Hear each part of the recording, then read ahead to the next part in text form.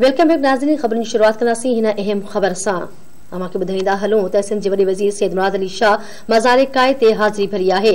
Governor Imran Ismail, सूबाई वज़ीरनि, chief secretaries ऐं ॿियनि पारां पिण वॾे वज़ीर जी आजियां कई वई आहे।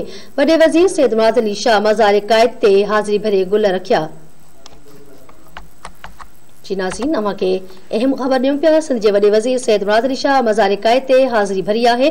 गवर्नर इमरान इस्माइल, सूबाई वज़ीरनि, चीफ सेक्रेटरी ऐं ॿियनि पारां वॾे वज़ीर जी आजियां कई वई आहे। वॾे वज़ीर सैयद मुराद अली शाह मज़ार काय ते हाज़िरी भरे गुल रखिया आहिनि।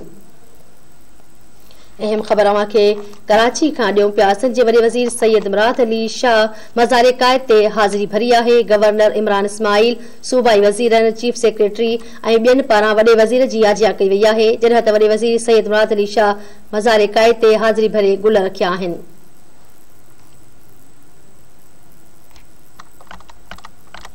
अहम ख़बर अवांखे ॾियूं पिया। सिंध जे वॾे वज़ीर सैयद मुराद अली शाह मज़ार काय ते हाज़िरी भरी आहे। गवर्नर इमरान इस्माइल, सूबाई वज़ीरनि, चीफ सेक्रेटरी ऐं ॿियनि पारां वॾे वज़ीर जी शानदार आजियां कई वई आहे। वॾे वज़ीर सैयद मुराद अली शाह मज़ार काय ते हाज़िरी भरे गुल रखिया आहिनि।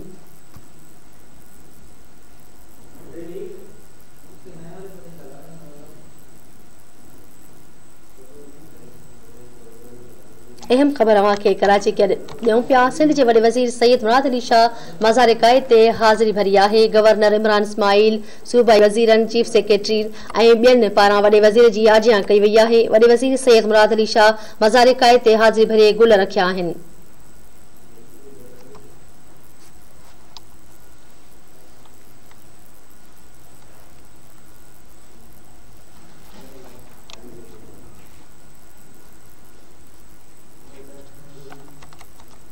अहम ख़बर अवांखे कराची के ॾियूं पिया। सिंध जे वॾे वज़ीर सैयद मुराद अली शाह मज़ार काय ते हाज़िरी भरी आहे। गवर्नर इमरान इस्माइल, सूबाई वज़ीरनि, चीफ सेक्रेटरी ऐं ॿियनि पारां वॾे वज़ीर जी आजियां कई वई आहे। वॾे वज़ीर सैयद मुराद अली शाह हाज़िरी भरे गुल रखिया आहिनि।